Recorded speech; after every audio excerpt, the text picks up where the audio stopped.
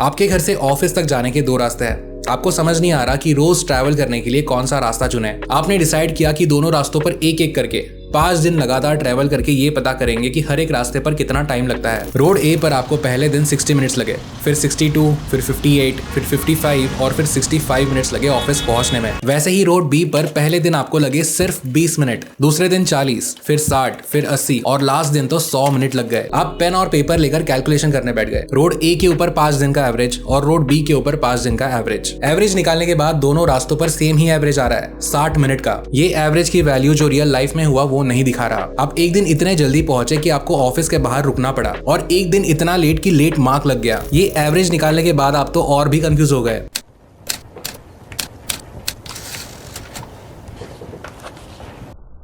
ऐसे सिचुएशन में सिर्फ एवरेज पर डिपेंड नहीं रहना चाहिए। एवरेज निकालने के बाद एक और चीज करनी चाहिए, स्टैंडर्ड डेविएशन। ये आपको बताता है कि एवरेज के आसपास जाकर आप कितना भटक रहे हो। अगर एवरेज ये बीच की चीज है तो उसके आसपास कितनी दूर दूर तक चीजें फैली हुई है। जितनी ज्यादा दूर तक वैल्यूज फैली होंगी उतनी कम रिलायबिलिटी। ऑफिस पहुंचने के केस में रोड बी पर स्प्रेड काफी हाई है, रोड ए पर बहुत ही कम है। तो भले एवरेज सेम हो, रोड ए ये ज्यादा रिलायबल है क्योंकि इसका स्टैंडर्ड डेविएशन कम है। ऐसे कई रियल लाइफ केसेस है जिसमें सिर्फ एवरेज जानना काफी नहीं। आपके ऑफिस में जब आपने इंटरव्यू दिया तब वहाँ की एचआर आपको बोलती है कि यहाँ पर एवरेज सैलरी मिलती है 50,000 की। आपने 50,000 ये एवरेज सैलरी है सोचकर ज्यादा नेगोशिएट नहीं किया, लेकिन अंदर जाने के बाद जब आपने 10 लोगों को पूछा तब आपको पता चला कि किसी की सैलरी 15,000 है और किसी की 2 लाख। उन 10 लोगों की सैलरी का एवरेज निकाले तो वो 50,000 ही हो रहा है। तो स्टैंडर्ड डेविएशन या एक्शनेबल स्टेप्स लेने के लिए काफी इंपॉर्टेंट है, लेकिन ये एवरेज का रिप्लेसमेंट नहीं है।